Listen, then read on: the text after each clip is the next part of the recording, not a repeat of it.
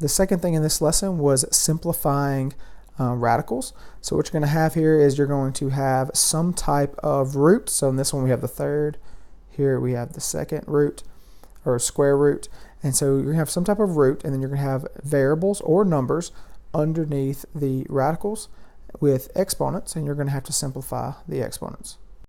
So let's start off with this first one right here.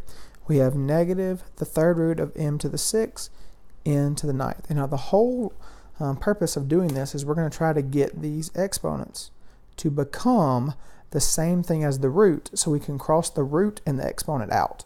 So we need to turn this 6 and this 9 into some form of a 3. So we want it to be some type of exponent of 3. So first thing you can do, and you don't always have to do this, but if it helps you, you can split this into each part individually. So we're going to put this negative on the outside, and then we'll have a third root of m to the 6th, and then a third root of n to the 9th. Now that helps some people because we're going to separate it into its two parts so it's easier to see. So now for this first one, we have the third root of m to the 6th. Now the easiest way to do this is to take the exponent you have and divide it by the root. So 6 divided by 3. That will leave us with 2. So what that means is there are 2 m to the thirds inside of this 6 that we have, the m to the 6th. So we're going to rewrite this as, again, we're going to put the negative on the outside. So negative third root of m squared to the third power.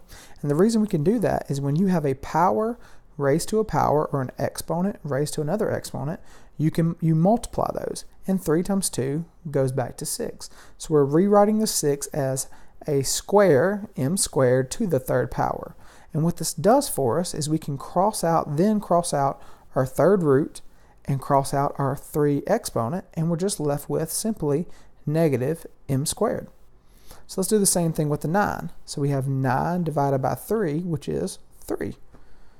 So we rewrite this as the third root of n to the third power.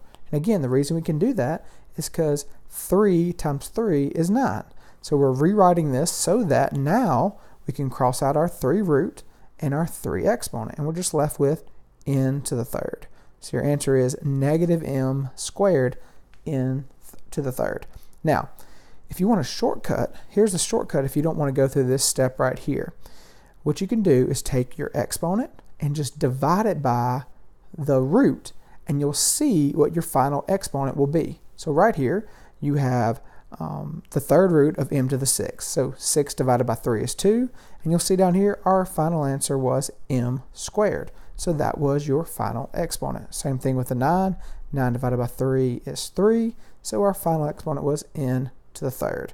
So that is a little shortcut. So let's try that on this next one. So this next one is a square root, or a second root. So again, we're just going to leave the negative on the outside. And the first thing we're going to do, now unlike number 6 over here, we actually have a coefficient. So we're going to take the square root of 625, which comes out to be 25. So we have negative 25 to start off because of the negative on the outside. And then we do the square root of y squared. Now, because that's a square root, and this is y squared, it'd be 2 divided by 2, which is just 1, or just simply y. There is no, the exponent is 1, so we just don't write it. Next one would be a square root of z to the 4th. So again, 4 divided by 2 would leave us with 2, so your final answer would be z squared. So the final answer, negative 25 yz squared. So that's how you do simplifying radicals.